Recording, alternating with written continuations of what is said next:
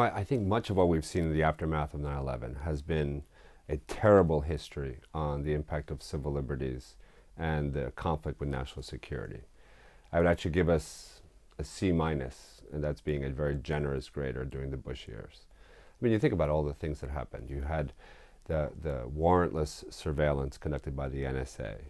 You had profiling of Muslims and Arabs and Asians by the FBI. You had the photographing and fingerprinting of young Arab men between the ages of 18 and 33. You had the massive deportation of South Asian and Arab immigrants. You had the opening of Guantanamo. You had the use of torture sanctioned at the highest levels of our government. You had the efforts around use of rendition to render people to countries where if we didn't torture them, someone else would.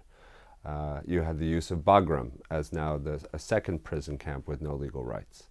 Now you have the use of drones to target individuals outside the theater of war in some instances, like Yemen, a place we haven't declared war where we're not active in a theater of war, but we can target American citizens on foreign soil for death by drones.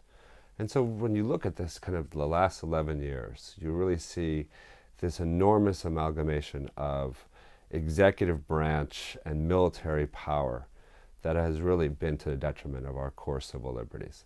Now, some of them have been retired. There are parts of the Patriot Act which have been retired. There are debates within Congress about rescinding some of those laws. There's litigation that continues in the Supreme Court this term around parts of the Foreign Intelligence Surveillance Act. Guantanamo has been slowly dwindling, but it's still not closed. And so it's not as if all those policies have remained in place. There's been a robust resistance, if you will, but too many of them remain. And unfortunately, the war on terror is not like any other war we've ever fought. It's never going to come to a public, decisive end. And so many of these changes and these adaptations, if you will, to national security and civil liberties that we took in the aftermath of 9/11 are likely to be with us for too long, for way too long.